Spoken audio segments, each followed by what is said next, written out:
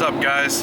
Today I'm going to be teaching myself how to paint using my spray gun that I got from Harbor Freight. It's a cheap little gun. Supposedly it's pretty decent though for what it is. I'm going to be painting the tailgate on my 2001 F350. I'm going to be painting it gloss black. The truck is black. I'm not too worried about the paint matching. I'm just doing this to see what the results are. If it ends up being really good, then I have plans to paint my 2000 Jeep Cherokee, which I'm driving right now. So we'll see how it goes. Alright, I am back home. There's the tailgate I'm going to be painting. I'm going to get out, organize all my paint supplies that I just picked up. I got the Rustoleum, I got a paint mixing cup, some tack cloth, some more sandpaper, acetone, and some painter's tape.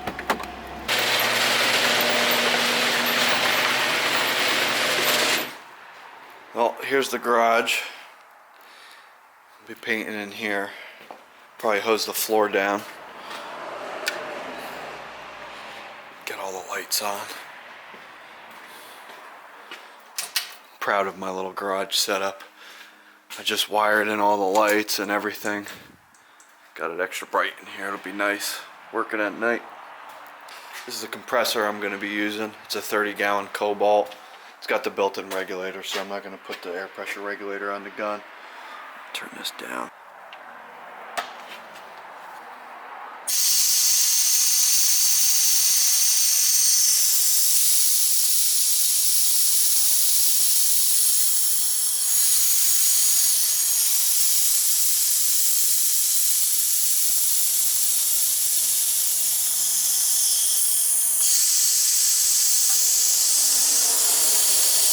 Right around there, that when I spray the gun, it'll hit about 50. This is where I'm at. I prepped the tailgate. I sanded everything down, took all the stuff off of it, the badges and everything, and I sanded it down with a 400 grit. Apparently this tailgate was originally white. I don't know if you can see that, but it was originally white. I didn't know that, but I couldn't get all this stuff off. I'm honestly just gonna spray over it. The badge goes there anyway, the F350 badge. I was able to get that one off and get it clean. So next step, I guess, while I'm letting that dry, I got my gun all set up. It's the first time I've set it up. I got the water separator on there. I'm gonna mix the paint. I'm using Rustoleum gloss black. I'm gonna do a 2-to-1 ratio with the acetone. Seems to be what other people do. And then I'm gonna hose down the floor in the garage to reduce overspray and keep the dust down. And then we'll go from there.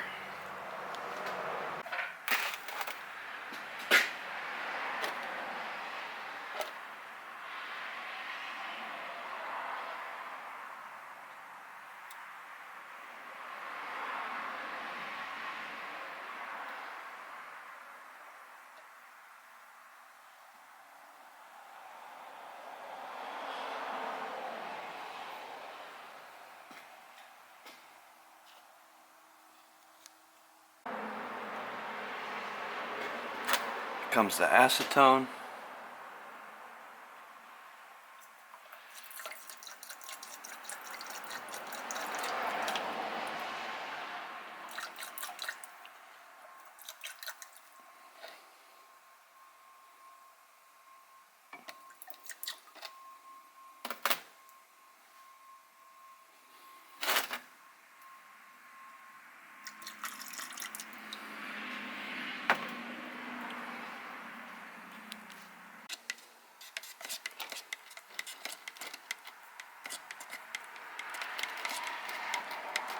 Now that the paint is all mixed up, I'm going to go outside and check on the the tailgate, make sure it's nice and dry.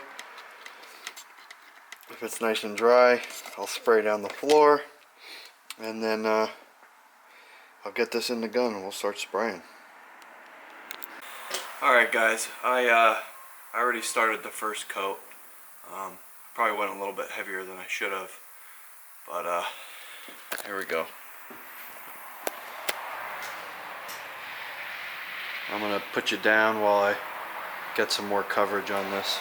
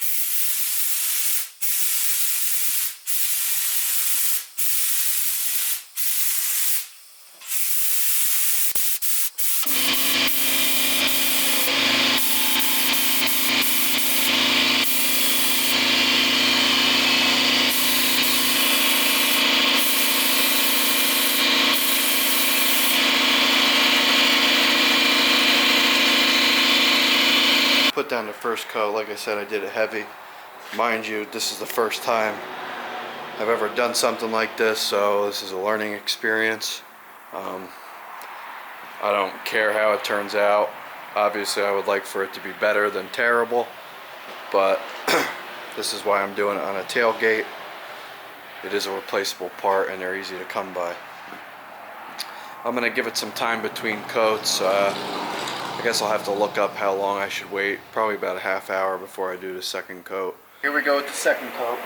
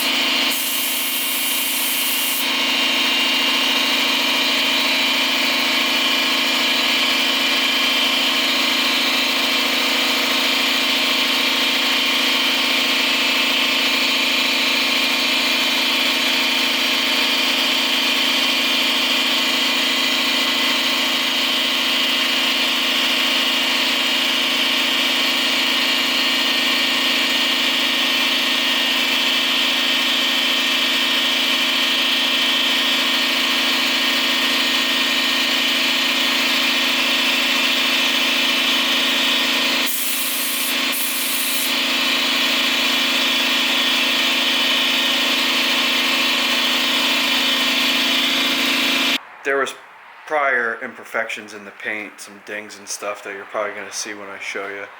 There's a little bit of orange peel. I don't know if that's from laying down the paint a little too heavy or because I only sanded and then didn't put a primer, but I kind of figured that sanding the paint that was already there would work as the primer. I'll show you what it looks like.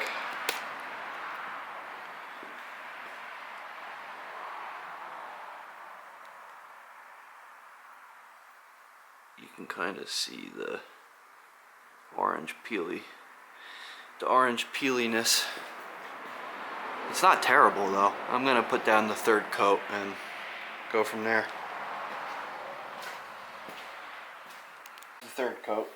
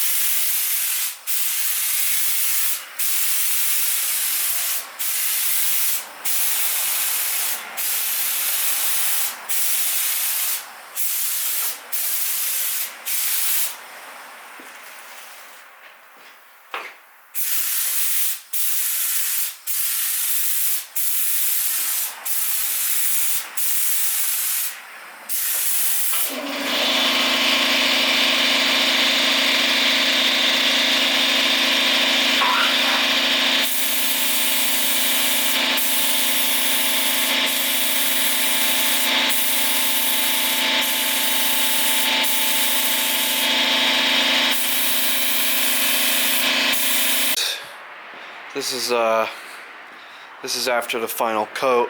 I did 3 coats total. There are imperfections. You can see some dust particles in the paint, but doing it with the garage doors open, so it is really glossy. I'm really looking forward to see how it turns out after I do the wet sanding and buffing.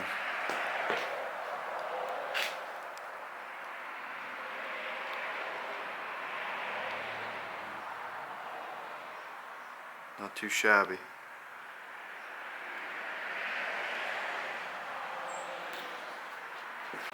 Alright, what's going on, guys? It's been a few days since I painted the tailgate.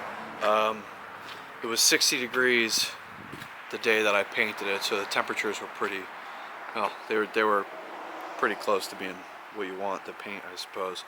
But it is winter here in New Jersey, so the paint I had some trouble curing. The last coat of the paint seemed to get hard, but everything else underneath it, I guess, was a little bit soft. It's been 3 days now since I sprayed it. I was originally going to wet sand it with 2000 grit sandpaper and then buff and polish it. I wasn't going to spray it with clear.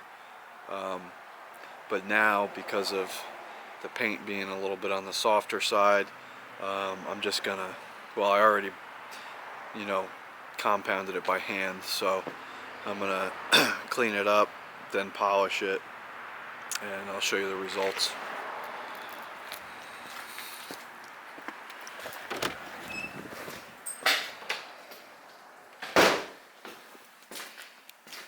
Alright, I got myself a nice clean microfiber. I'm gonna get rid of this compound.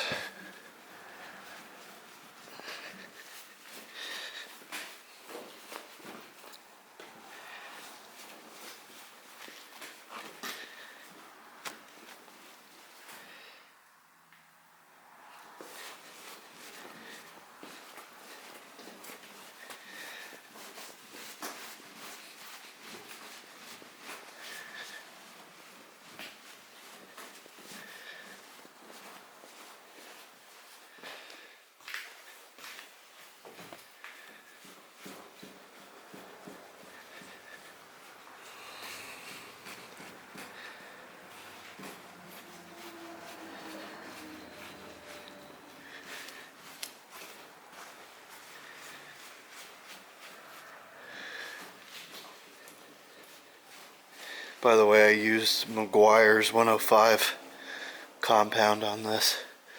Could be a little bit harsh for a fresh paint job, especially one that kind of dried soft, but this is the reason why I did it by hand.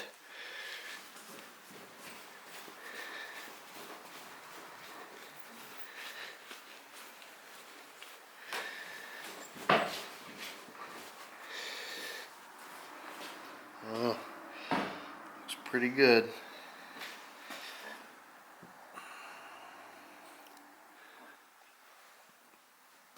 Reflection is nice and clear.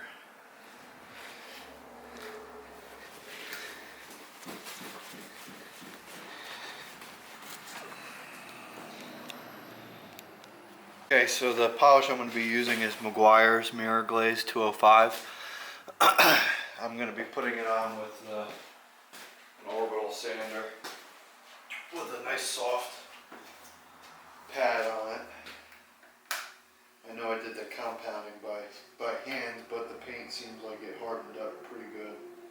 So I'm going to dab this on and then polish away.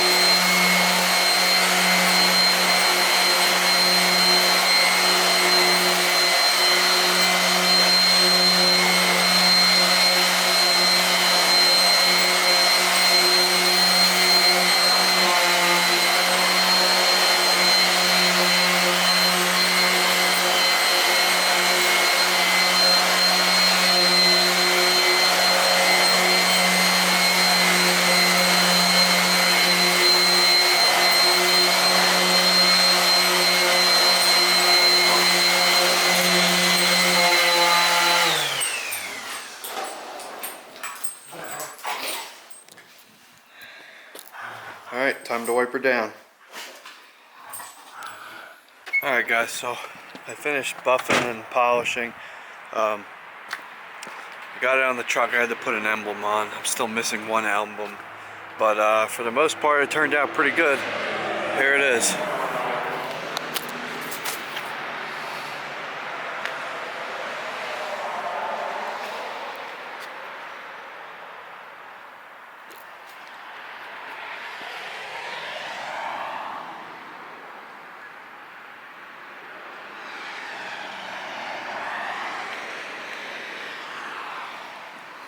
Got a nice reflection if you ask me. Now, it's not perfect, and I will say I don't know that I'll be using Rustoleum again. It didn't harden. I don't know, maybe I'll try another project like this in the springtime when the weather's actually, you know, permitting this kind of work. But I'll probably, I know I can lay it down. My next project will probably be with a regular base coat and clear on top of that. But that's it. Hope you enjoyed the video. Maybe get some pointers out of it or something. Have a good one.